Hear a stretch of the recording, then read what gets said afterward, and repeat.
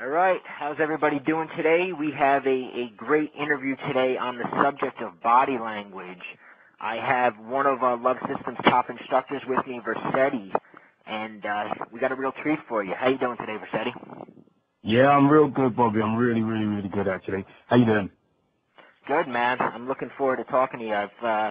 I've seen a little bit of your stuff, on clips of YouTube, and I've heard quite a bit about you, and this is the first time that we actually had a chance to talk, so I'm looking forward to it. Fantastic. Yeah, I've been kind of undercover for a while, and working on my acting career and doing all that sort of stuff. But when the opportunity to do body language popped up, it's one of my specialties, and I'm actually really passionate about it. So I just thought, right, let's do it. Let's bring it out for the world, and that.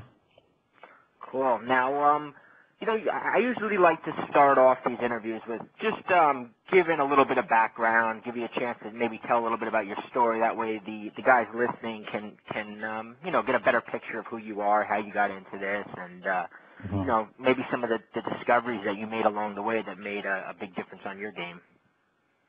Yeah, definitely. Well, from you probably listeners can probably hear from my accent that I'm from London. I got into this about 4 years ago, something like that. Yeah, about 2006. And what I found, I was at the time with an ex-girlfriend of mine who I was with for 3 years, or 3.5 years.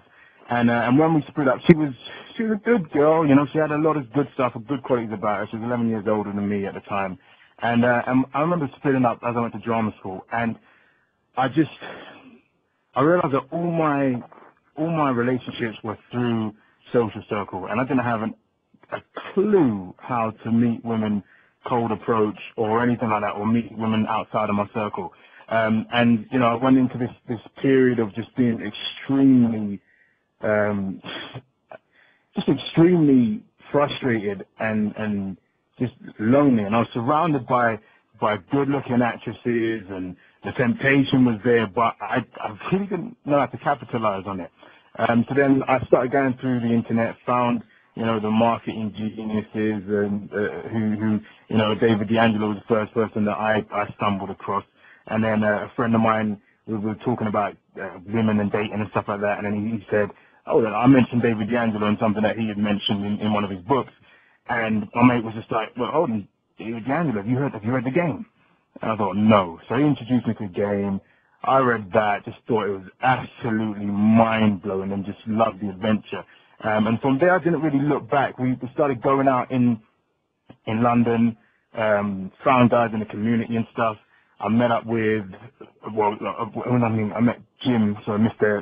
M, and Sheriff late 2006, and then Adam Lyons as well. And then we were all doing this company called Project Entourage, where we were just kind of going out, kind of glorified pimps to a degree. We were bringing a bunch of hot women to the clubs, getting them on the VIP tables, and just getting paid for doing it, and doing it over and over, about 5 days a week sometimes. And so we just got very comfortable around beautiful women. We just kind of immersed ourselves in it. But at that time, throughout that time, I was in drama school. I was learning about body language and how to become an actor, and training and voice and all that sort of stuff. And I remember one day I was sitting there. I think it was Adam that I was talking to about this, and we were talking about body language and posture and the stuff that I was learning in drama school at the time. And I realized that certain things I was getting for free just due to the way that I carried myself and the kind of strength of my voice and all the sub-communications that I've been developing. And I mean, in those early days, we were in high-end clubs, surrounded by naturals, English football players, club promoters, male models, and etc. And there's little me swimming with the sharks and being mistaken for one of them, appearing as if I was one of them. And I'm telling you, Bobby, I was shitting myself inside, like nervous, AAE all over me. However, because of the things that I had learned in drama school, and we learn how to present ourselves in a way that is completely centered, and that we can express strength just by being natural on the stage. And that's what I was realizing, that those things were shining out and causing attraction for me without me even opening my mouth. And then Savoy invited me to come and work with Love Systems, and then things just exploded. I started adjusting all the kind of drama training and that sort of stuff, to putting it into the field and making it something that the average guy could actually pick up and run with, not just like trained theatre actors or anything like that. So yeah, it's come up to about 3 years working with Love Systems now, just week in, week out with students, and it's just, yeah, it's been a crazy journey, but something that is it's been so rewarding. Actually, it's been really rewarding. That's great, and I love this idea of putting into, you know, the things you're learning in theater and acting, and putting it into meeting women, and it's definitely, I have a lot of questions about that you know, things that it kind of passed through my mind of how it would relate. Before we get into that, I wanted to I always like to talk, especially now that you've been coaching for a while, just to kind of point out some of the big, body language mistakes that guys make. That way, maybe some of the guys listening can sort of hear what you see that guys do wrong, and maybe they're making the same mistakes. Yeah. Yeah.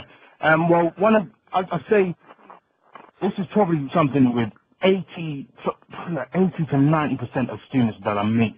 The first thing that I notice about most guys is their posture. A lot of guys look defeated and deflated before they even approach, and this is just purely in the way that they carry themselves. So I do a lot of posture exercises with people in order to get them, we call it in kind of geek Alexander technique speak, we call it lengthening and widening and standing in your full height. But that's something that's huge. If you've been sat in front of a computer all day, the tendency is to be kind of slouched forward slightly. And it's important to remember that I say this on the DVDs also, body language is the betrayer of words. So if you haven't spent conscious time developing your body language and really trying to master that, it is very likely that what is going on in the inside will reflect itself on the outside. And a lot of guys don't realize this. They take their whole day of a heavy day in the office, and that reflects in their body.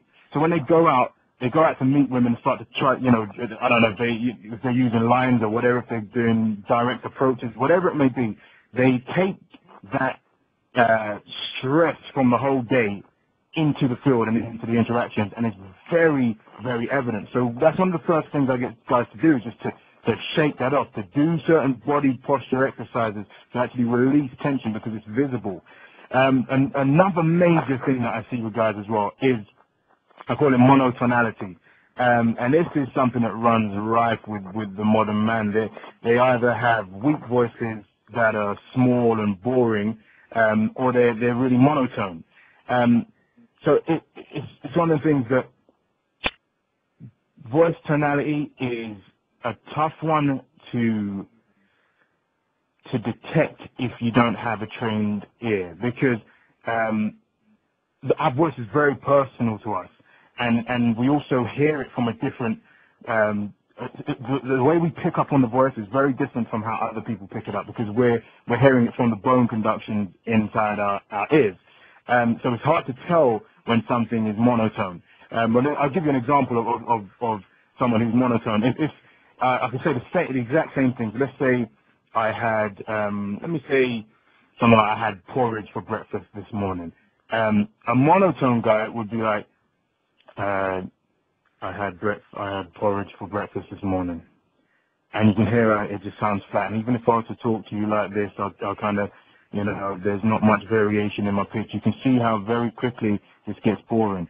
All right? And that's what guys, if they've monotone thing going on, it becomes very difficult to grip your audience.